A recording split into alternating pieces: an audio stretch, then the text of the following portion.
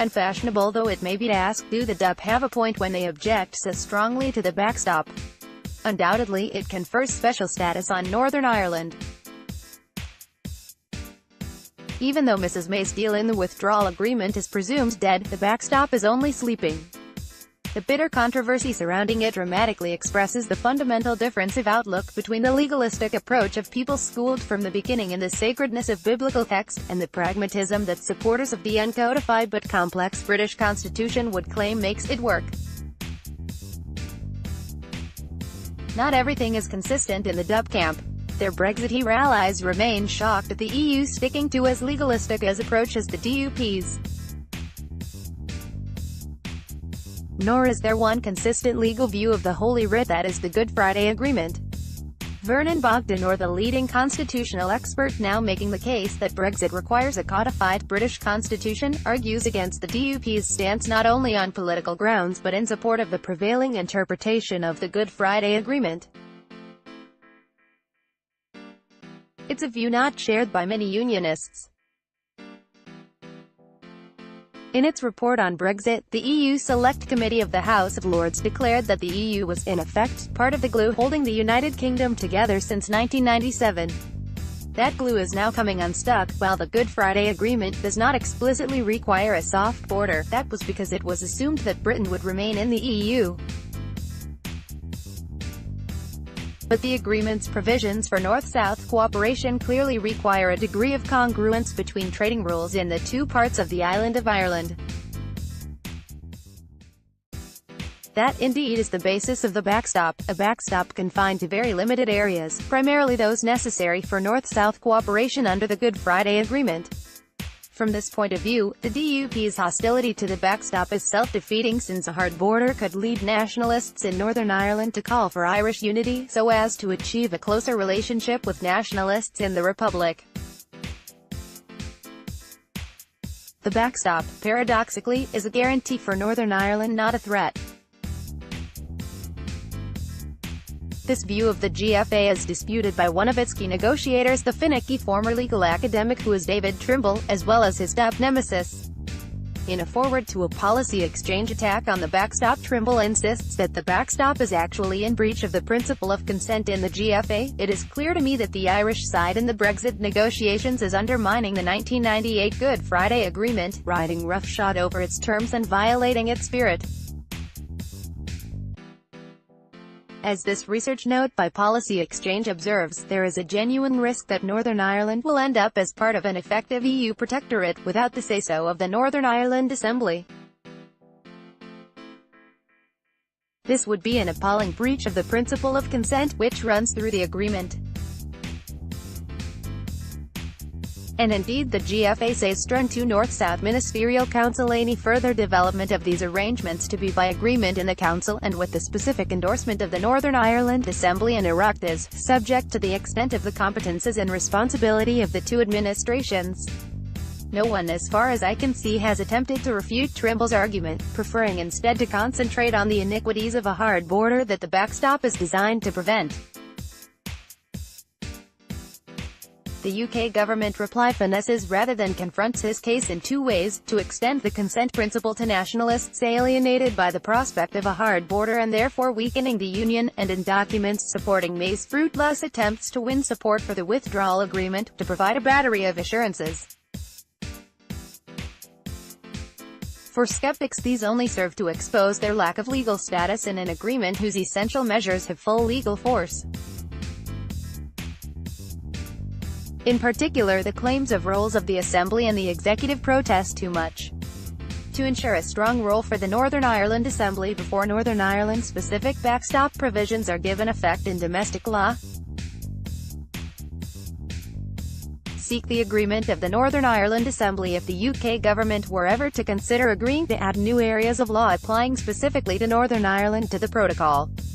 Practical assurances over trade accompany the constitutional ones. Ensure there would be no divergence in practice between the rules in Great Britain and NE covered by the protocol in any scenario in which the backstop took effect. Nothing in the protocol prevents unfettered market access for Northern Ireland products in Great Britain. There will be no tariffs, quotas, or checks on rules of origin between Great Britain and Northern Ireland.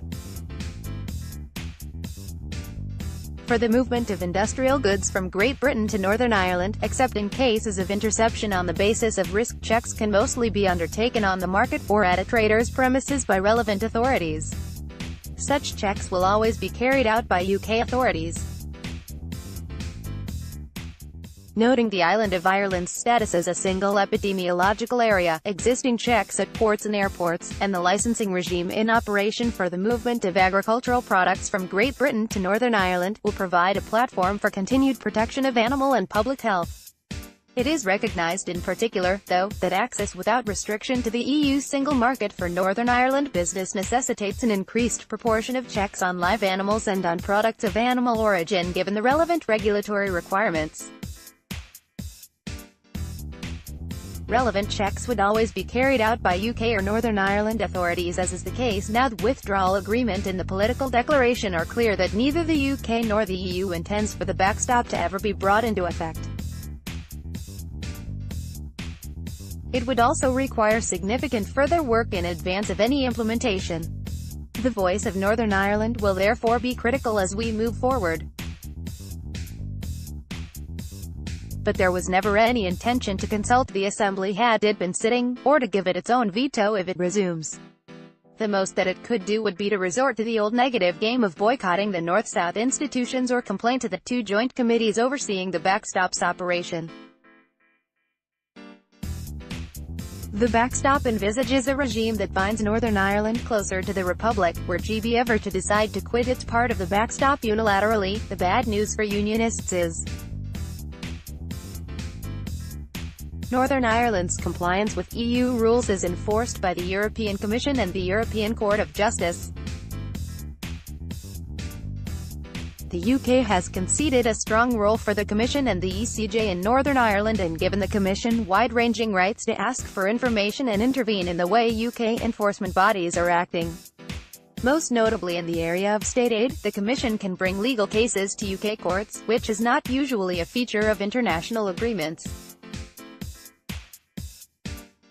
The UK cannot unilaterally leave the backstop, but can propose it to the Joint Committee. If the committee does not agree, for example because it does not think that the future trade relationship avoids the need for a hard border in Ireland, it can decide against. There is an option to refer to joint UK Republic of Ireland institutions for an opinion. How high is the get-out-of-goal card of the backstop's temporary nature? The leading Brexit hero advocate Martin Howe QC insists that it is naive to assert that the terms of this backstop do not matter because it is likely to be replaced with something else. The protocol will have a profound effect even if it never comes into force. Its very existence will mean that the EU will have no reason to offer a trade agreement with better terms than the protocol. The protocol will be the baseline or benchmark for the terms which the EU will offer in a trade agreement. That scourge of the Brexiteer case, Katie Hayward, is surprisingly one of very few to acknowledge that the whole withdrawal agreement is skewed to protect the British Union and Northern Ireland's right to remain within it. Small thanks do they get from the DUP, who see not a protecting wall but a Trojan horse in any form of GB divergence, other than those they create for themselves, such as over same-sex marriage. On the other hand, when the Brexit outcome is so uncertain, the prospect of divergence must be taken seriously.